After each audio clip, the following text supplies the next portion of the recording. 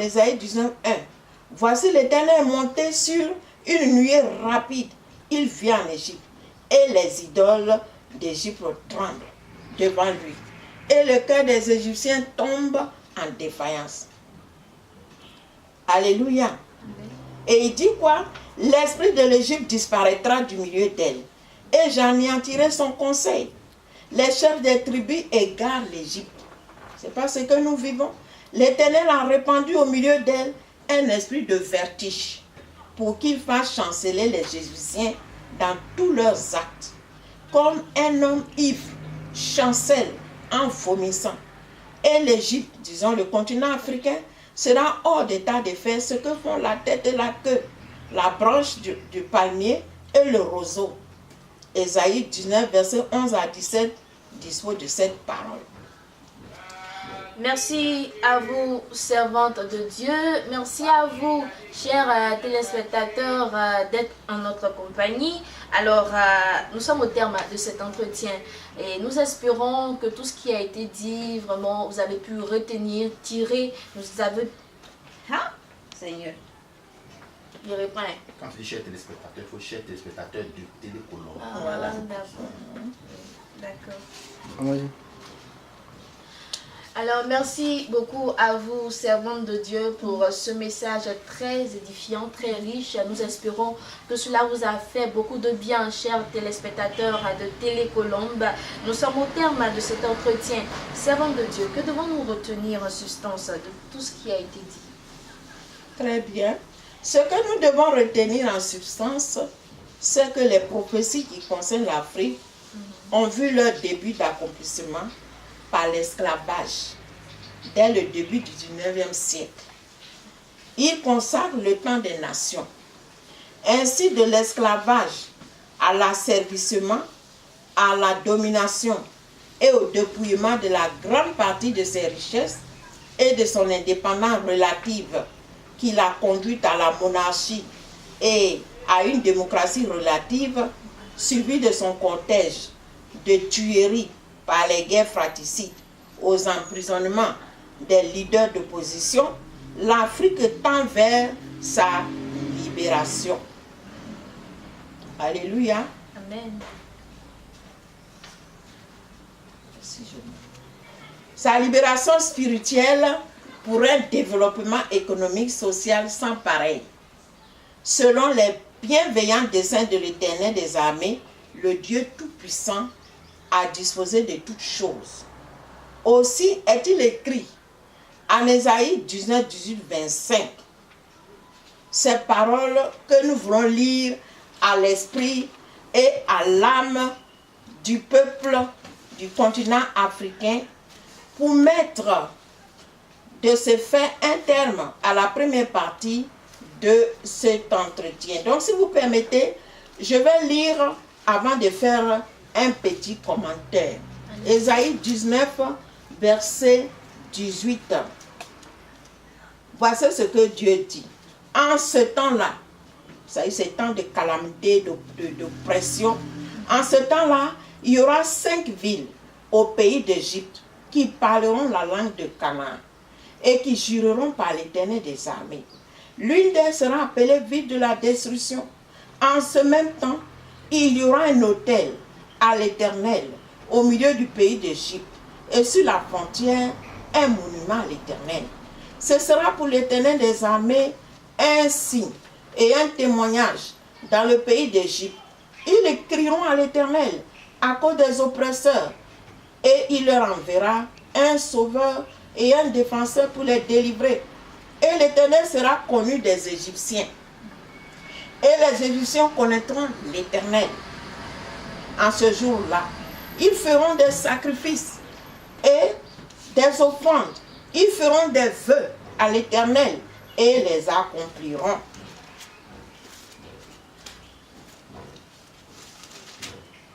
Ainsi l'Éternel frappera les Égyptiens.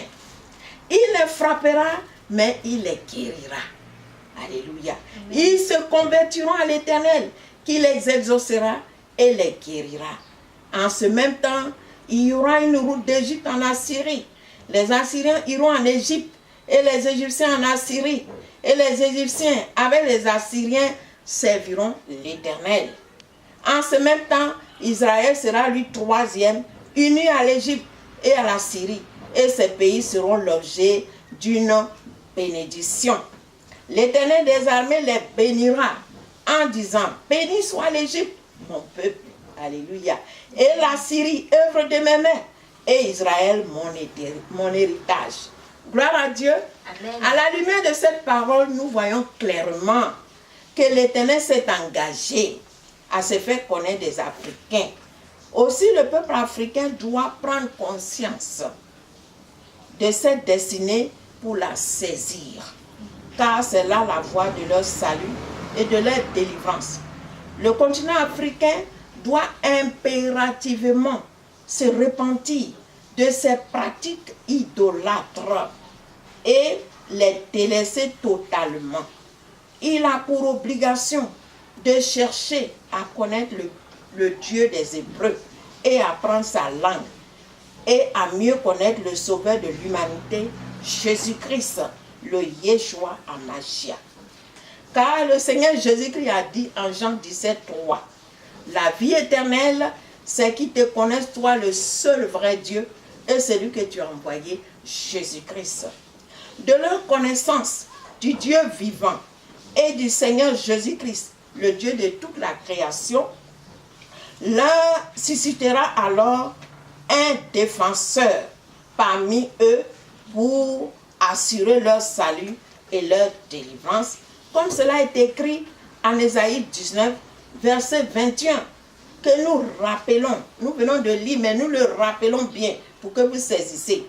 Il est écrit, et l'Éternel sera connu des Égyptiens, et les Égyptiens connaîtront l'Éternel. En ce jour-là, ils feront des sacrifices et des offrandes.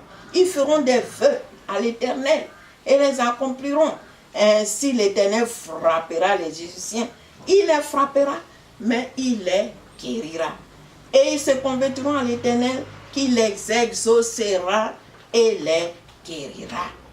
C'est là la promesse de l'Éternel des armées, le Dieu vivant. Et ce qu'il faut retenir également, c'est que du salut des Africains dépendra celui des Assyriens, qui sont les descendants des fils d'Abraham, par Agar et Ketura. Genèse 16 et 25, et Genèse 25, qui au jour d'aujourd'hui sont les Émirats arabes unis, et ceux du Qatar, qui se convertiront également et qui serviront ensemble l'Éternel avec les Africains, dits égyptiens, selon le langage de l'Éternel, le Dieu des Hébreux, disons d'Israël.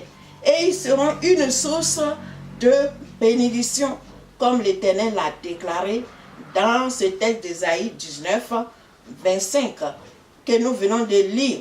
Et ensuite Israël se joindra à eux pour former un seul peuple de l'Éternel. C'est donc une lourde responsabilité pour le continent africain de connaître le Dieu qui a créé les cieux et la terre et de se convertir aux œuvres de lumière qui consacrent son salut et sa délivrance. Pour une meilleure application de ces dispositions, nous aurons à expliquer dans une deuxième émission les symboles qui sont indiqués dans ces textes d'Ésaïe 19, 18 à 25, parlant de la langue de Canaan, de ceux qui jureront par l'Éternel, de l'autel et du monument Est-Sera. Voilà donc, chers téléspectateurs de Télécolombe et chers Africains et Africaines, ce que le Seigneur nous a donné de vous communiquer. Soyez bénis au nom de Jésus, le Yeshua HaMashiach. Nous sommes la voix de celle qui crie dans le désert. Et nous sommes en Côte d'Ivoire. Nous sommes au numéro qui s'affiche, disons le 225 06 28 62 90, 225 02 99 15 46. Alléluia. Amen. Amen. Merci beaucoup, À vous, servante de Dieu, alors nous sommes au terme de cette première partie. Nous espérons que cette première partie a pu fortifier un Africain. Il y a de l'espoir, tout n'est pas perdu, il suffit de revenir tout simplement à notre Créateur. Nous... C'était pourtant très bien passé. Est-ce que tu sais qu'il y a oublié ce qu'il a dit là? Oh. Ça arrive. Nous sommes au terme. Tu veux la replacer beaucoup? Mais Vraiment. C'est bien. Vraiment. Tu me donnes le top et puis je... ok, vas-y. Vas-y. Merci beaucoup à vous, servantes de Dieu. Merci à vous, chers téléspectateurs de Télécolombe. Merci de nous avoir suivis. Nous sommes au terme de cette première partie. Alors, nous espérons que vous avez été fortifiés. Des Africains ont été fortifiés. Même le corps de Christ a été fortifié. Il y a de l'espoir. Tout n'est pas perdu. Alors, on va s'arrêter là pour cette première partie et nous vous donnons rendez-vous pour une prochaine fois. Toujours pour parler de ce message d'information sur la destinée prophétique du continent africain en vue de sa libération. Nous voulons rappeler que nous étions avec la missionnaire enseignante, la servante de Dieu, Jeanne Bapou Déborah. Que Dieu vous garde. Bye bye.